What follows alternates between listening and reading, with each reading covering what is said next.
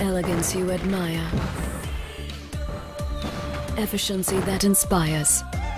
Now in stylish new colors. Fascino. Fashion takes you farther.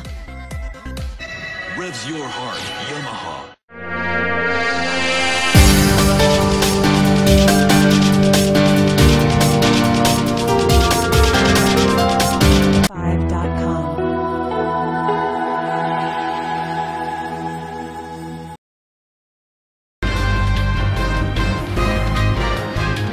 Smart Sound.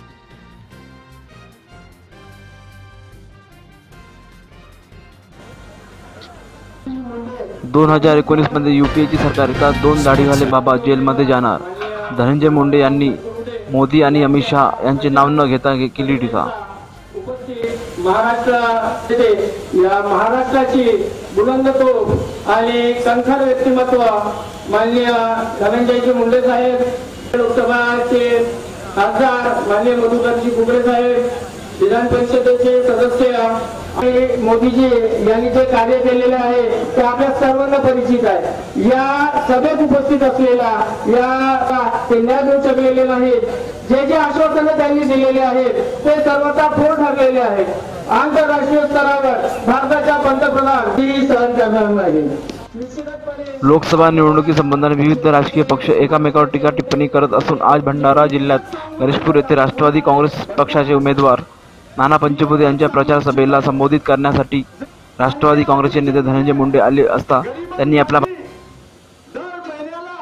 आपल्या भाषणात नरेंद्र मोदी अमित शहा यांच्यावर टीका करत जर 2019 मध्ये यूपीए सरकार सत्तेवर आली तर 2 दाढीवाले बाबा जेलमध्ये जाणार असल्याचे सांगितले आहे. आदरणीय मुंडे साहेब उपस्थित असलेले काही उपस्थित असलेले सर्व सहन करणार नाही.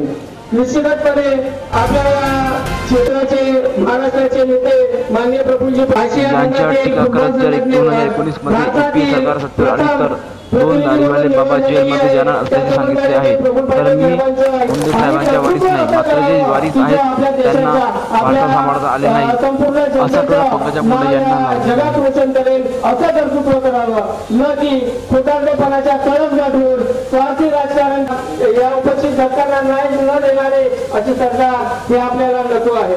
ज्या भारतीय संविधानाने विरोधीचे एकाच मताने आणि छोटे छोटे तुकडे करून या संविधानाला हात लावण्याचा जो प्रयत्न केला आहे ते या भारतातील जनता कधी सहन करणार नाही. आणि आपला धन्यवाद मनीष भाऊ. यानंतर मी जिल्हा राष्ट्र काँग्रेसच्या वतीने प्रवीण सागरजी गणवे यांना आमंत्रित करतो की यांनी 2 शब्द सभेला संबोधित करावे.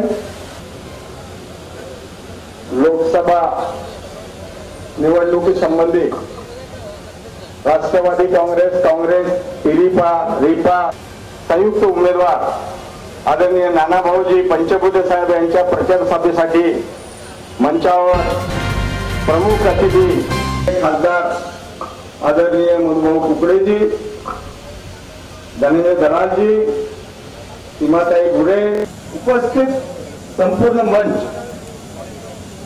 आणि आपण उपस्थित सगळे या ठिकाणी आपल्याला माहित असेल 2014 मध्ये केंद्रामध्ये आणि राज्यामध्ये भाजपची सरनीय आपले पंतप्रधान मोदी साहेबांनी अनेक आश्वासन दिली आणि त्या आश्वासनापैकी मी पंतप्रधान झालो तर सर्वात पहिला मी कोणतं काम करेन तर मी शेतकऱ्याची संपूर्ण कर्जमाफी करेन. हा एवढा एकच सांगू इच्छितो, कारण बोलणारे भरपूर आहेत. मी एकच सांगू इच्छितो आणि ते आश्वासन म्हणजे गरिबांसाठी दर महिन्याला 6,000 रुपये त्यांच्या खात्यामध्ये जमा होतील. पण मोदी साहेब, तुम्ही जर पवार साहेबांच्या घरापर्यंत आलात तर आज या भंडारा गोंदियाच्या सभेतून मी आपल्याला विचारतो, पवार साहेबांचं घर तर मजबूत आहे, पवार साहेबांनी तर सर्वांना सांभाळलंय, आपने यशोदाबेन को क्यों छोड़ा, इसका जवाब मिलेगा. आपल्याला तर आपल्या पत्नीला सुद्धा सांभाळता आलं नाही. तुम्ही जर आमच्या नेत्याच्या असतात तर कदाचित आम्ही सुद्धा तुमच्या घरापर्यंत पोहोचलो नव्हतो. लाड आणि भान तुम्ही सोडलं मग स्वाभाविक आम्ही सुद्धा सोडणार. गोंदिया तिथं सभेला आले. सभेला आल्यानंतर अप्रत्यक्षरित्या आमचे नेते आदरणीय प्रफुल्लभाई पटेलांच्या वरती तुम्ही टीका केली. मोदी साहेब, या देशातली सत्तांतर 2019ला होऊ द्या. या देशातलं कोण जेलमध्ये जाईल माहित नाही, पण या देशातले 2 प्रमुख दाढीवाले जेलमध्ये गेल्याशिवाय राहणार नाहीत. एक विद्यमान पंतप्रधान भारतीय जनता पार्टीचे अमित शहा. गोपीनाथ मुंडेंचे वारस होऊ शकणार नाही. मी वारस नाहीच आहे गोपीनाथ मुंडे साहेबांचा. मी कधी म्हणलं की मी मुंडे साहेबांचा वारस आहे? मुंडे साहेबांच्या वारस ह्या पंकजा पालवे मुंडेच आहेत, धनंजय मुंडे नाही.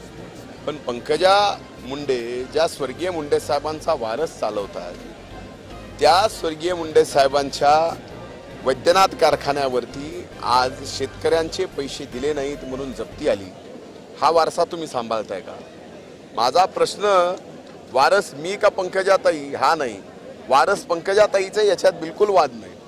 मी वारस आहे असं कुठं म्हणलेलो नाही. मला वारस व्हायचं. माझा विषय स्पष्ट आहे की बीड जिल्ह्याला जे मागासलेपणाचा कलंक लागलाय, ऊसतोड मजुरांचा कलंक लागलाय. तुम्ही गल्लीपासून दिल्लीपर्यंतच्या 5 वर्षाच्या सत्तेत होतात. राज्याची सत्ता तुमच्याकडे, देशाची सत्ता तुमच्याकडे, जिल्हा परिषद तुमच्याकडे, जिल्हा मध्यवर्ती बँक तुमच्याकडे, वैद्यनाथ बँक तुमच्याकडे, वैद्यनाथ कारखाना तुमच्याकडे. जिल्ह्याच्या जनतेने मुंडे साहेबांचं निधन झाल्यानंतर, स्वर्गीय मुंडे साहेबांचं निधन झाल्यावर तुम्हाला सर्व काही दिलं. पण ते दिल्यानंतर या राज्याच्या, देशाच्या गल्लीपासून दिल्लीपर्यंतच्या सगळ्या सत्तेतून बीड जिल्ह्याला काय मिळालं? या प्रश्नाचं उत्तर आम्हाला पाहिजे. म्हणून आमचा या ठिकाणी म्हणणं आहे की निवडणूक आली की तुम्हाला स्वर्गीय मुंडे साहेबांचा वारसा असल्याचं भान येतं. पण 5 वर्षे तुम्हाला सत्ता मिळाली, त्यावेळेस जर स्वर्गीय मुंडे साहेबांना अभिप्रेत असणारं काम या बीड जिल्ह्यात केलं असतं तर आम्ही समजलं असतं की तुम्ही खरंच स्वर्गीय मुंडे साहेबांचा वारसा चालवताय. पण या ठिकाणी आम्हाला त्यांच्या 5 वर्षाच्या कामातून स्वर्गीय मुंडे साहेबांना अभिप्रेत असणारं आणि स्वर्गीय मुंडे साहेबांचं जे बीड जिल्ह्यावर प्रेम होतं, ऊसतोड मजुरांवर प्रेम होतं, त्या प्रेमापोटी जे काही स्वर्गीय मुंडे साहेबांनी केलं असतं ते त्यांच्या वारसाला करता आलं नाही, हे आमचं म्हणणं आहे.